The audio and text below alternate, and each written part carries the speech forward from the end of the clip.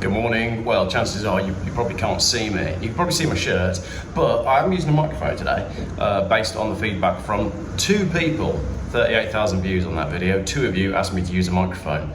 There you go. Talk about it. In fact, that's pretty much the same sort of numbers that they base all of these low emission schemes and the 20-mile-an-hour limit. The 20-mile-an-hour limit was brought in Wales on pretty similar numbers. 40,000 people watched the video. 2 people just told me to use a microphone is the same as 40,000 people responding to a consultation, but 2 people being pro 20 mile an hour, we get 20 mile an hour. So there you go, proportional representation by Geoff Buys Cars.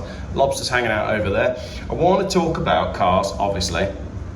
Now the UK has brought in a new luxury car tax, and the price point that they've chosen to bring in the luxury car tax is £40,000. In the UK we have Autotrader. Do you remember Autotrader back in the day? I think it would come out, was it weekly or monthly? And it was thick. It was a thick magazine, and you'd browse through it, and I'd go straight to the sports and prestige section, and I'd look for the Cosworths, and then I'd go American and left-hand drive, and I'd look through all that, and then I'd go cars under the £1,000, and then I'd do the ones that I could actually afford.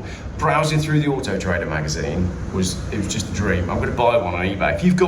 If you have in your loft an old copy of Autotrader, please get in touch, because I'd like to go through it on a video and just talk about some of the prices. But these days, Autotrader is essentially it's another arm of the EV propaganda, I think. Yes, you can still go on Autotrader to buy cars, but on social media, predominantly, they just push electrical cars. Now, on the 21st of January, Autotrader posted on their Facebook page saying, which brand new car are you choosing with a budget of £40,000? As I said, this is on the government's £40,000 luxury car tax point, where you're paying more because you're buying a luxury car, right? So they've basically encouraged people to reply with a reaction, okay? A thumbs up reaction is for the BYD Seal.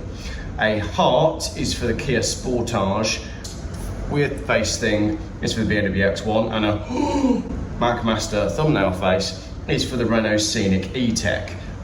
So this post had 1,500 reactions, 12 shares, and hundreds of comments, but not many people are playing ball, right? I want to show you through the medium of screenshots exactly what's going wrong with the car market, okay? £40,000. I'm just going to talk you through some of the comments that we got here as well. You can just enjoy the view, and what I'll do is I'll flash the comments up on my face, so you don't have to look at me, you can just look at the sea.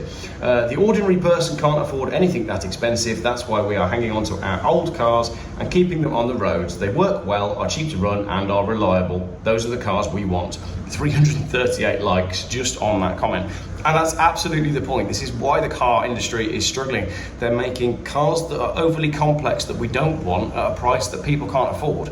It's insane. Best-selling car in the UK consistently for ages, Ford Fiesta. Can you go buy a Ford Fiesta brand new? No, you can't. What do you count as an old car? Comes the reply, pre-computer age. And then someone says, absolutely, nothing wrong with that. I don't want a car that you have to take to a dealer to have the car programmed to recognize that you have fitted a new headlight bulb. Another fantastic comment.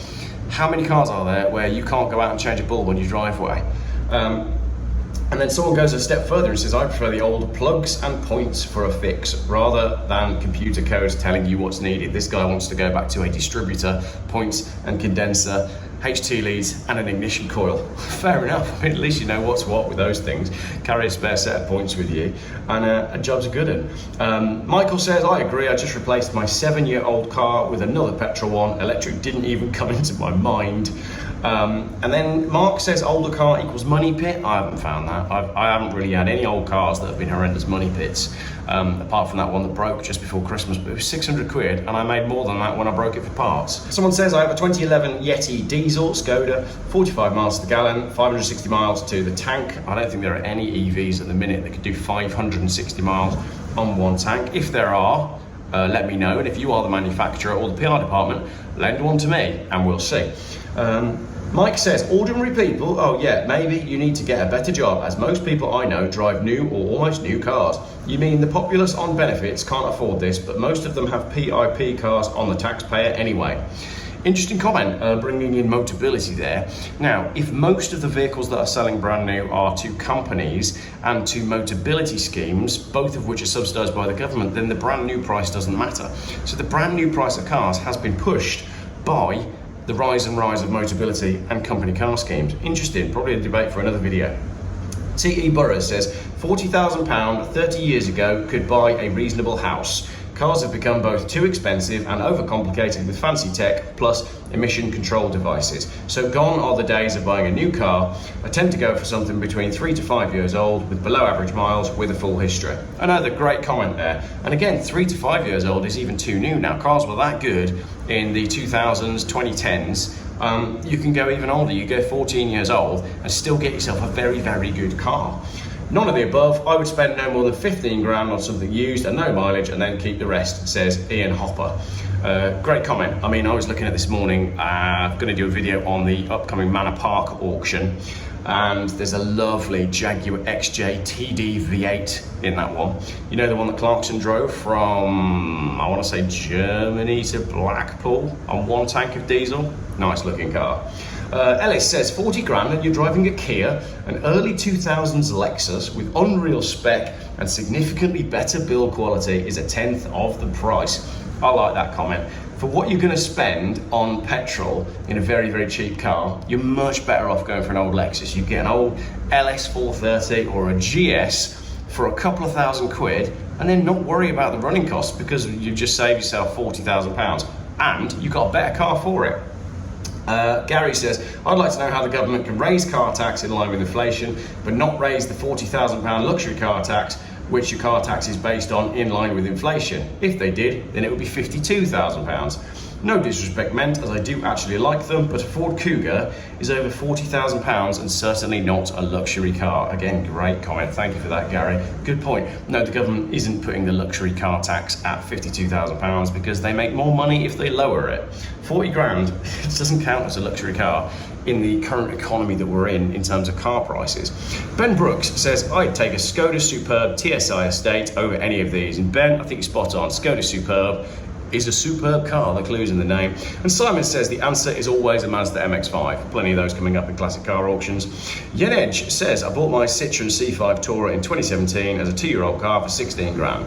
It's been so reliable, comfortable and a load lugger. I'm just getting a big bill now at 10 years old and 98,000 miles, which is the cam belt. And an expensive electronic component that failed recently, no surprises there, it's a 2010s French car, but it didn't affect the car's running. All it's had is annual services, doesn't use oil between services, and I'll continue to run it as long as I can. And my friend, that is the most environmentally friendly way of running a car. Mark says, none of them. I've never paid more than £5,000 for a car. Always had many years of hassle-free motoring, just basic maintenance. Yeah, I mean, once you've had your first couple of cheap cars and you get that confidence with cheap cars, you'd never go back to anything more expensive. Because for what you could buy for so little money, there's no need. You can Jaguars and BMWs and Mercedes and all this sort of cheap stuff. And you're still better off than going and buying something brand new. And as I've said before in many, many videos, the repair costs on older cars are so much lower. I like to think what is the maximum repair cost going to be if something goes wrong, and with anything pre about 2010, there's not much that can go wrong that's going to cost you more than £1,000. Maybe some of the automatic gearboxes are getting there at that age, but on the modern stuff, you try to put a gearbox or a clutch in a brand new, even the Skoda Superbs, try and go put a gearbox or a clutch in one of them. You're getting into crazy money for repairs. And like we've said earlier on in the comments, changing bulbs, they need to be coded by the manufacturer. Insanity. Robert simply says that's a piss poor selection. No wonder nobody buys Autotrader anymore. Robert, they haven't printed an Autotrader for you to buy for about 20 years. So you're pretty behind the curve on that one. But like I said, if you've got one, please send it to me. Malcolm says none of those listed, they're all battery cars. Carl says, I believe all manufacturers are going over to SUV for the purpose of a hybrid or EV. There's not a lot that's affordable under the 40 grand bracket unless it's second hand. Who wants a 5-year-old EV? Good comment, Carl. Stephen again says, £40,000 budget, that's zero. Take a zero off that, and that's my budget. £4,000? There's so many cars that you can buy for £4,000. If you want to see me do a video on 10 cars that I would buy for £4,000, let me know in the comments and I'll make that video. None of the above, says Dave. I would spend under 10 grand and save the rest. How much do you spend on your cars? Let me know in the comments how much you spend, and I'll take an average, and then I'll go through Autotrader and eBay, and I'll choose 10 cars that you can buy on a real person's budget for my actual subscribers. Alistair says, a newer diesel Ford Mondeo, definitely not anything electric. Again, Alistair, you're behind the times as well. I don't think you've been able to buy a diesel Ford Mondeo for quite some time now. Stan says, none of the above or anything electric, I'm not a mug. Mike, I will stick with my diesel. Mark, none of them are remotely worth 40 grand, not to mention the additional £350 road fund licence surcharge each year for 5 years on top. And Will says, not a bloody electric one. Tati T. Bilberry, none. I would buy a used Mustang GT or an Alfa Romeo Giulia Quadrifoglio. Great point, like £40,000. Oh my gosh, you could have a classic Mustang and you'd be able to afford to run it, and it would be no road tax, and it would be cheap insurance, and you'd still save money over the sticker price. But nobody pays the sticker price, do they? Nobody walks in and pays cash. It's all hire purchase, it's all PCP. And I've often wanted to do like a Vox Pop interview where you walk around and go, excuse me, do you know how much your car is? And I think most people don't actually know how much their car is when they're paying monthly. None of you need to convince me more to ditch my diesel-powered car. No, none. You need to convince me more to ditch my diesel-powered car, says Carl. And Peter wants a 1963 Ford Anglia 105E.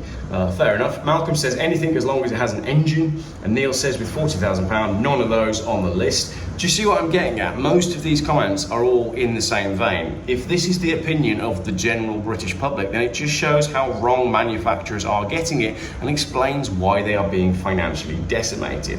Stephen says, £40,000 on a new car is ridiculous. Who dreams up these prices? I'd need my bumps feeling to pay for that for a box on wheels. I'd need my bumps feeling. Could someone explain that? It would take me 5 years of not eating, no electric or gas, no rates and no taxation to save that much, but I'd be dead. Thank you very much. Cup of tea just arrived. Sadly, she's wearing clothes today. But I'd be dead, so I wouldn't need a car, as I have either starved to death or died of hypothermia. Our leaders do not serve the people anymore, they serve themselves. I don't even think they serve themselves, I think they serve their overlords from Davos. Howard says, these posts keep cropping up all over Facebook. I think it's a deliberate ploy to get people to buy EVs as they're not selling and motor dealers can't shift them. Just look at the discounts they are offering.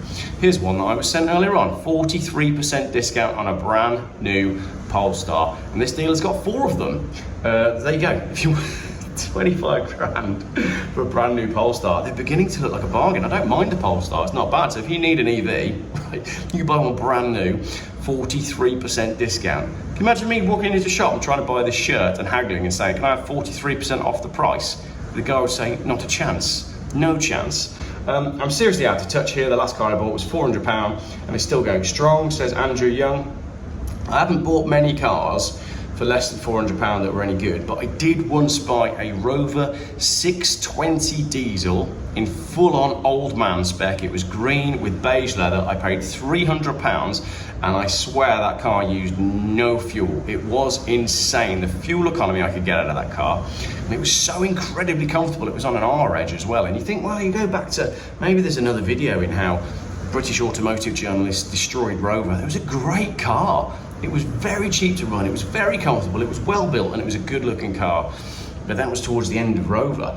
George Wells says, none, new cars are too expensive. 20 years ago, 6 months of average wages would buy a new car. Now it's 18 months for a comparable new vehicle. Why has the price of cars trebled in real terms in the last 20 years? Make cheaper cars, please. Cut out all the nonsense expensive tech that nobody wants and make cheap, reliable cars again. And George has got a picture of a Peugeot RCZ on his profile picture. I really like those. Fancy one for the channel at some point. Brendan says, I wouldn't buy a brand new car, full stop. Let those who just have to have a new car take the big hit on depreciation. And Paul's got an interesting one here. None, as new cars are full of toxic rubbish to track and control you. This video is already longer than I intended. How much more have we got? But basically the comments just go on and on and on. Craig says, Dacia Duster 4x4. Craig, I'm so with you. I love the Dacia Duster, but the early one, I don't like the facelift.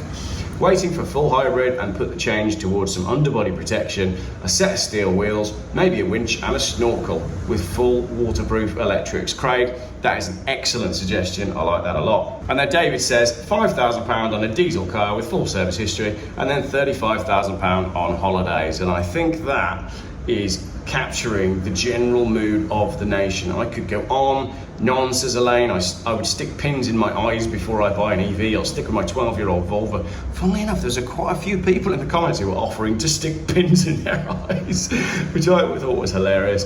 Let's go back to the final comment. Oh no, there's one more good one here. Thierry says, definitely none of those mentioned on the list for some turbocharged fun. A Hyundai i30 N Performance facelift with 10 grand change. Good shout. I'd go for the little fastback one actually. I think they're quite good looking cars. The final comment though is essentially a spam comment from Mr. Motivator, but I'm going to read it to you because I think it's a nice end to the video.